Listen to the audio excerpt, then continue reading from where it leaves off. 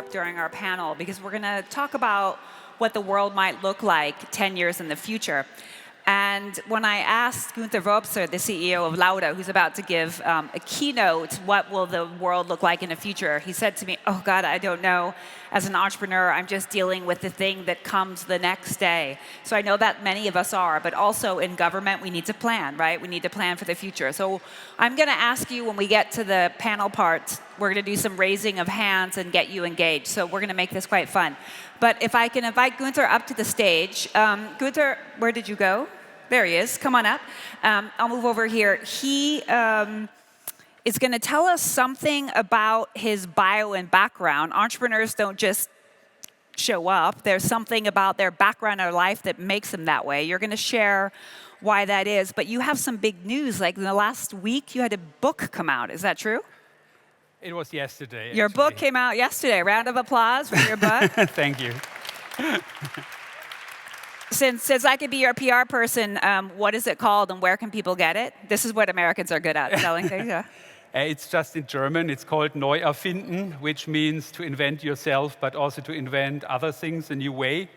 And can be bought everywhere, actually, even on Amazon. Even on Amazon. Yeah. But you should support your local bookstore, probably, right? That's true. It's in Berlin, actually. Beju Books, a brand new bookstore in Berlin Mitte. Oh, fantastic. Yeah. So before we get to your keynote, what's something in your background that isn't obvious in your bio that's really shaped you as an entrepreneur? Yeah, I mean, that made me think a bit. When at high school days, I used to work as a DJ. And maybe you don't believe it, but it's true. No, come on, the glasses are cool, right? He looks cool. The glasses cool. are cool, yeah. And yeah, I liked it, to entertain the crowd and to keep the rhythm, keep the mood. Maybe that helps me a bit to run a company in these days. Well, keep the rhythm and mood of these guys. Absolutely. We have a keynote. Let's hear what you learned in your times in the US and beyond. Yeah. Yeah, let's rock the stage a bit. So, let me see. Yeah, so thank you for inviting me and congratulations to 10 years of high-tech venture days. My name is Gunther Wobser. Thanks for the intro. I'm an entrepreneur and investor, and as a full-time occupation, I must say I'm running my family business, which is Lauda, a hidden champion in the domain of precise temperatures. Let me see if that works. Here we go. My family once had the largest butcher shop in Kamenz, 40 kilometers northeast from this place. Naturally, my great-grandfather, Otto Wobser, wanted his son Rudolf to become a butcher too. He asked another butcher to accept him for an apprenticeship. My grandfather Rudolf, however, was not interested. He dreamed of studying physics and enjoyed his high school time. Family history secretly reveals that during the interview he behaved in such a stupid way. My great-grandfather's fellow replied, "He's so clumsy, he will never become a butcher." Good for my grandfather, good for me. Rudolf studied physics in Dresden, got his PhD, and started in a manufacturing company. Later, my grandfather, Rudolf Wobser, was confronted with temperature control during his work with quite a famous scientist and inventor, Fritz Höppler. And interestingly, this took place in Medingen, about 20 kilometers from here. So that's a bit of family history. In 1956, after he and his family fled from East to West Germany, he created his own company in the north of the state of Baden-Württemberg, not far from Würzburg. Today, Lauda is 64 years old. Only 5% of all companies achieve such an age. But there are much older enterprises for sure. The Japanese hotel Nishiyama Onsen Kaiyukan was opened in the year 705 and is managed in the 52nd generation. Isn't that unbelievable? Particularly when we're in the startup world, right? The 52nd generation. Some clever journalists found out that Japan, with roughly 130 million people, counts 90,000 adoptions every year. Germany, with at least 82 million, just 3,800. Further, as another fact, most Japanese adoptions range between 25 and 30 years. The explanation is surprisingly easy.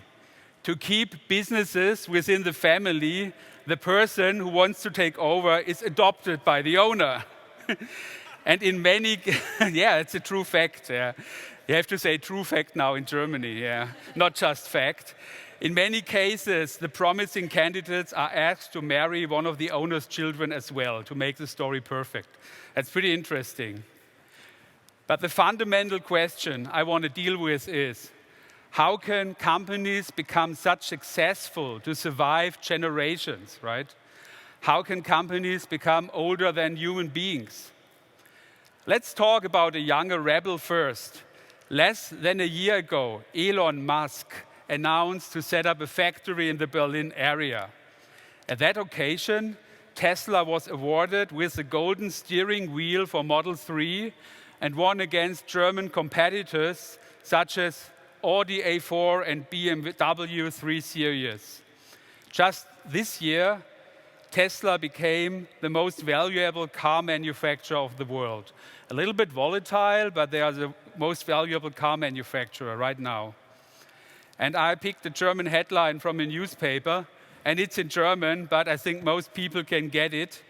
It says it all. It's from 2013. Back then, managers took Elon Musk as a fool. They laughed at him. What are German car guys say today? Dieter Zetsche, former boss of Daimler, stated in an interview in the Frankfurter Allgemeine Zeitung, September 27th this year. I translate.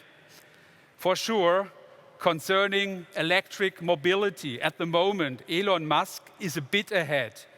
But we, as a stock-traded company, were not in a situation to burn similar amounts of money in that segment in the past 10 years. His successor, Ola Källenius, in an interview in the same journal, September 6th, just a couple of days earlier.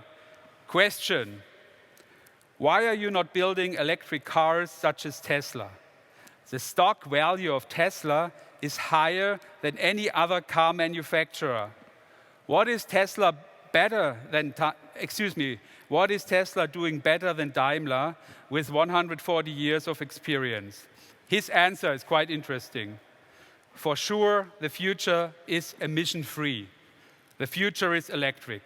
But as an established manufacturer, we can't simply send 300,000 people home and rehire 20,000 to build an electric car company. We do not have such a choice. I believe it's brutally honest and a perfect example of the so-called innovator's dilemma. Let me quickly explain the innovator's dilemma established by Clayton Christensen in 1997. Mature companies, such as Daimler, marked here as Technology One, try to build products that are better and better, but focus on their core business. This leaves room for new companies, such as startups, marked with Technology Two, to target neglected customer segments by either offer low-cost products or products in adjacent segments, such as electric cars. All managers I know, including myself, have limited resources which they invest, what basically feeds their families. The core business. They do the right thing. They do what they are basically hired for. One day, however, in the so-called dilemma zone, the old technology vanishes and the new technology, invented by startups, for example, takes over. Now startups attack mature companies and one day, eventually, will take over their business.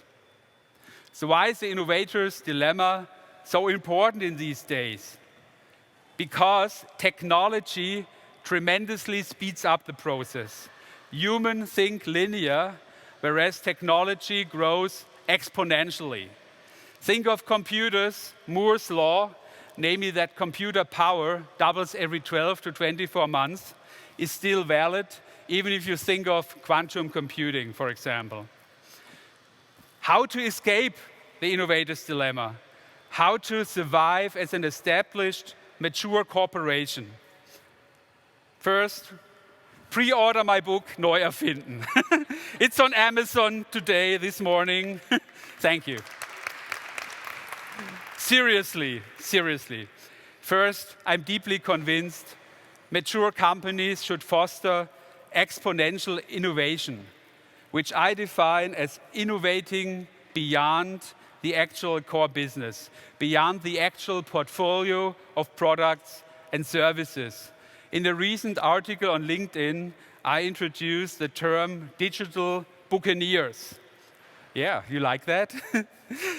Digital buccaneers, in German Freibeuter, maybe it's not so well known. It's not a pirate, it's a Freibeuter, because they are paid, in the case of buccaneers, they are paid by a state. In my case, they are paid by a company, and they have the license to both attack competitors, but also the company's business itself.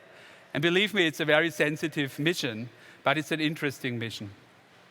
Secondly, I'm a strong believer that corporations should partner with startups. Even if they say, and that happened to me, of course, your products are kind of old-fashioned, approach them in a friendly manner, right? You can learn a lot from startups, and of course, they can learn from companies who outlast generations.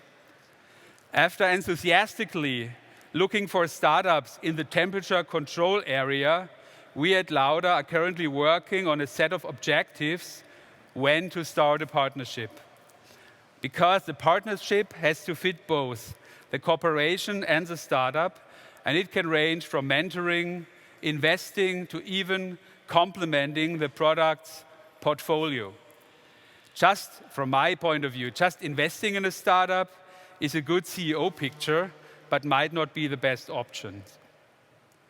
Events like the High-Tech Venture Days are so important because they are a platform for technology startups to get financed via funds and meet their corporate partners. We at Lauda picked Dresden as our technology hotspot in Germany. And since last year, we have 2 people working here in a kind of satellite office. One of them is our startup manager, Robert Tietze, who is located here. And we proudly participate in this event for the 3rd time. According to the latest German startup monitor, 72% of the startups have a cooperation with an established company. I think that's a very promising number. We at Lauda have several partnerships with startups in different stages. One of these is led by a young man, by a tall young man, I have to say, I bumped into at a tech event in the docks of San Francisco, September 16, 2017. His Saxonian identity was easily revealed by his specific accent. It was Markus Stein, CEO of Vatron, headquartered in Freital, Saxonia, and he's here tonight. Today, we hold a minority share in this very promising company, together with some well-known venture capital firms such as Skion Ventures. But we learned a lesson too. To integrate a startup product offering in the existing portfolio is a great challenge. Let's come back to Daimler for a minute. Most of you remember they even had a stake of 10% in Tesla from 2010 till 2014. Experts seem to agree that selling this share rather early was a big mistake, not only in terms of gains, but even more because of innovation strategy. This year, the 10% would have had the value of 1/3 of the entire Daimler enterprise. Last year, we heard rumors, both companies talk again. I personally believe it would have been a good idea if Daimler had started a common venture with Tesla to build an electric cars entity besides their core business. Would shareholders have agreed about this? Maybe not.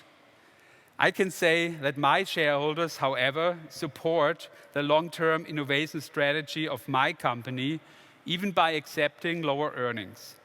Maybe another proof why family-run businesses usually outperform stock-traded companies because of their long-term perspective. Recently, it seems more that Elon Musk is interested in VW electric cars strategy. And the place we are in, and it's a beautiful place, could not be a better icon for the future of the German automotive industry. And believe me, I'm very positive about it. This picture was taken today, by the way. Tonight is a fantastic opportunity to celebrate 10 years of this important event. Tonight, we all can write a bit of history. Let's take this opportunity in challenging times indeed to meet, talk, and take the initiative to mutually create a prosperous future for us all, for Dresden, a city which means a lot to me, Saxonia, Germany, and the entire world. Thank you so much for your attention.